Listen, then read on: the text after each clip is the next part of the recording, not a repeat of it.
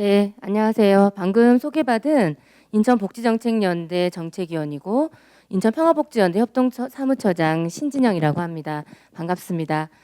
오늘 저는 그 제목대로 연대로 꽃피운 현장의 이야기를 말씀드리고자 합니다. 네, 인천의 정책에 관련해 가지고 현장에서의 평가를 조금 드리자면은 선도적인 정책이 없다.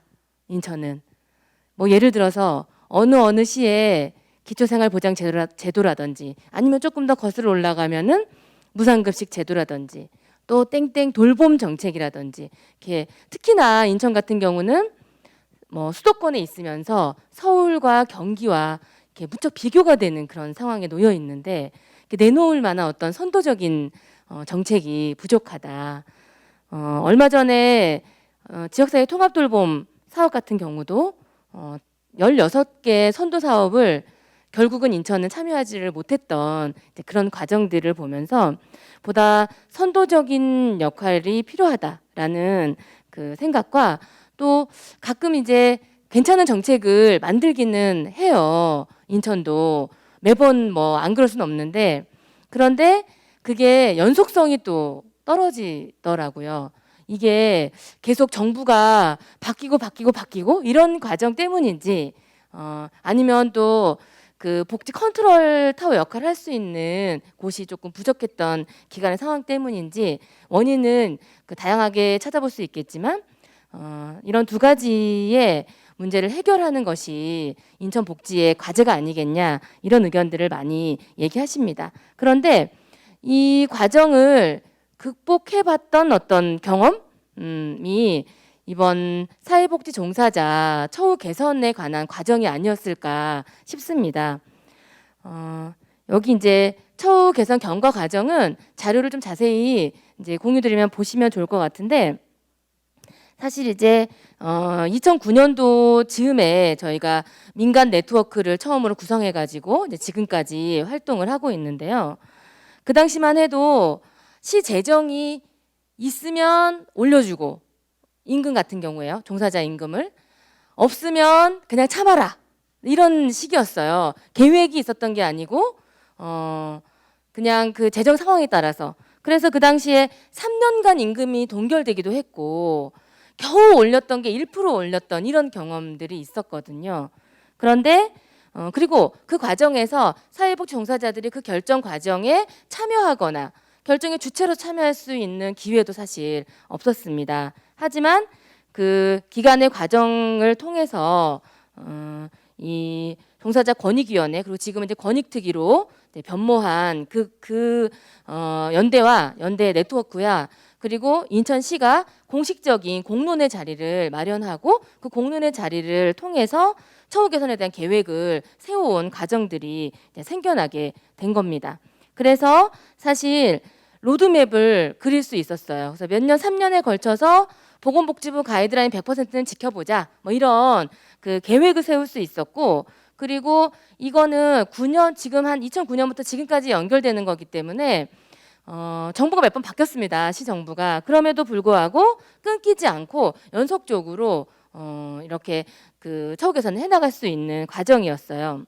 그리고 그 과정에서 국비시설의 호봉제 도입이라고 하는 정말 선도적인 정책이 나타났습니다. 그래서 전국적으로 인천시의 국비시설의 호봉제에 대해서 관심을 가지고 칭찬을 듣는 그런 정책들이 생겨난 것입니다.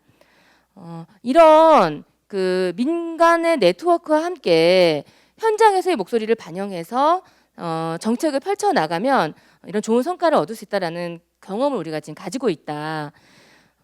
그리고 그 연장선상에서 저희가 복지 정책과 관련된 정책을 제안하는 앞서 말씀드린 권익특위는 처우 관련된 네트워크라고 한다면 보다 좀 처우가 포함된 그리고 주로는 그 선거 시기에 정책 제안을 하는 복지정책연대를 저희가 구성해서 정책을 논의하고 제안을 하는 활동을 하고 있습니다.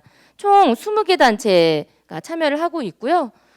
사회복지협의회 그리고 사회복지사협회 평화복지연대가 간사단체로서 활동을 하고 있습니다. 활발한 참여 속에 저희가 정책을 지금 이번 그 지방선거에 어떤 정책을 그 시장들에게 제안하고 그 제안을 얼마나 받아들이는 그 시장 후보에게 후보가 있을 것이냐를 이제 지켜보려고 하는 중에 있습니다. 교육도 지난해부터 시작해서 교육도 진행을 하고요. 그리고 멘토와 TF 등을 구성해서 활발한 토론을 진행하였고 저희가 총 6개 6대 과제를 선정하였습니다. 6대 과제를 선정을 하면서 저희 복지정책연대에서 그 교육과 토론과 속에서 그 주요하게 조금 잡았던 지점들은 이제 코로나19를 우리가 이제 거의 끝나가는 이 지점에서 기간에 코로나19를 통해서 얻었던 여러 가지 교훈들 그리고 과제들을 해결할 수 있는 그런 인천이 되어야 된다라는 이야기를 많이 하였고 이제 그 중에 코로나로 인한 어떤 빈곤의 확산, 불평등의 확산의 문제, 그리고 돌봄의 문제, 그리고 어떤 기후 위기의 문제를 대응할 수 있는 정책들이 필요하다라는 논의들을 하게 되었고요.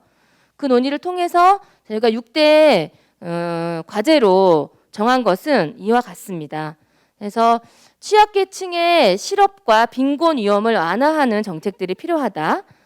예를 들면은 인천형 기초생활보장을 조금 더 강화하는 그런 정책들이 여기 포함될 것이고요.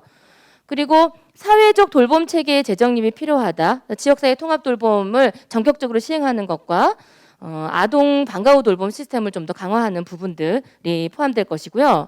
사회복지 인프라 개선 및 확대가 필요하다. 그래서 공공복지 인프라가 대폭 확충되는 것, 그리고 로봇케어 확대 및 강화 등이 필요하다라는 정책들을 내놓았고요. 그리고 사회복지시설 종사자 처우 개선과 관련해서는 이제는 단일임금 체계가 본격적으로 시행되어야 할 시기이다. 이런 논의들을 하였습니다. 5번째로 민간협치 체계도 보다 강화되어야 된다라는 것인데요. 그 민간 네트워크와 공론장을 많이 마련해야 된다라는 보다 더 강화해야 된다라는 부분 그리고 행정의 체계도 지금 부서별 그다음에 담당별로 쪼개져 있는 것들이 조금 통합돼야 된다. 행정의 부서별 소통도 필요하다. 그리고 복지기준선이 요 민간 협치 체계 안에서 잘 실행될 수 있도록 논의돼야 된다라는 것들이 이제 포함이 되어 있고요. 그리고 마지막 6번째 과제가 새로운 사회적 위험에 대응하기 위한 복지체제를 마련해야 된다라는 부분입니다. 그래서 사실 27년이면 인천이 초고령화 사회로 접어들게 되는데 거기에 대한 대책이 지금 충분하지 않다. 그래서 그 부분과 기후 위기에 대한 부분들이 여기에 포함돼야 됩니다. 그래서 6대 과제 17개 정책을 저희가 마련하였고 이제 이 정책을 각 정당에 그리고 시장 후보들에게 전달해서 공약에 반영될 수 있도록 활동을 할 예정입니다. 오늘 발제해 주신 내용과 비슷한 지점도 있고 다른 지점들도 있습니다. 그래서 그 부분들에서 뭐 특히 이제 보건에 관한 부분들은 또 여기 복지정책연대에서 다루고 있진 않아요. 또 보건은 보건에 또 영역들이 있어서요. 이런 그 통합적인 네트워크가 조금 더 필요하겠다라는 생각은 저도 발제 내용 중에서는 이제 보게 되었고요. 발제 내용 중에 좀 그 제가 고민이 조금 더 필요하겠다라고 생각이 들었던 것은 이제 분권에 대한 그 고민이 돼야 되지 않겠냐라는 고민이었습니다. 사실 코로나19를 겪으면서 사실 재난지원금이라든지 코로나 위기에 대한 대응은 지자체 차원에서 이렇게 하게 되잖아요. 그래서 그런 부분이라든지 아니면은 중앙 정부의 결정 과정에 참여하는 것보다는 지방 정부 결정 과정에 참여하는 것이 사실 시민이 직접 행사할 수 있는 권한이 크잖아요. 이런 면 그리고 초고령화 시대의 이 돌봄 문제도 사실 자치구 안에서 해결돼야 되는 부분이기 때문에 이 제대로 된 복지 분권이 필요하다. 이 부분에 대한 고민이 보다 더 그 공론화되고 논의가 많아져야 되겠다라는 말씀을 드리겠습니다. 그래 뭐 이제 그 현장에서 어떻게 좀 논의되고 있고 현장의 민간 네트워크가 어떻게 지금 활동하고 있는지에 대해서 말씀을 드렸고, 그리고 이번 지방선거 앞두고 복지정책연대에서 마련한 6대 과제 17개 정책에 관련해서 17개 정책은 제가 자세히 오늘은 말씀을 드리진 않았는데 그 방향으로 잡았던 6대 정책에 대해서 말씀을 드렸습니다. 그 앞으로 인천의 방향도 물론 발제에서도 시민 참여형에 대한 예 강조해 주셨듯이 다양한 공론장이 마련되고 그 안에서 안전하게 사회복지 종사자들도 주체로서 이야기들을 나눌 수 있는 그런 공론장들이 많이 만들어지는 방향으로 가야 한다라는 얘기를 드리면서 제 말씀은 마치도록 하겠습니다. 고맙습니다. 네, 인천의 복지 발전을 이야기하면서 저희가 시민사회 역할을 빼놓을 수가 없습니다. 특히 2000년 들어서 시민사회가 복지에 관심을 가지면서 그동안 많은 노력과 성과를 낸 것 같습니다. 그 중에 하나가 인천의 종사자들의 문제를 심도 있게 다룸으로써 사실 저희가 인천에서 대학교를 운영하고 졸업을 합니다만 졸업생들 가운데 주변으로 빠져나가는 인력이 많았습니다. 그런 문제점들을 어떻게 보면 종사자 처우 개선으로 성과를 내기도 했고, 또 지금 얘기한 것처럼 6대 과제를 통해서 미래의 복지의 문제를 시민들이 함께 해주는 정말 저력이라고 생각이 듭니다.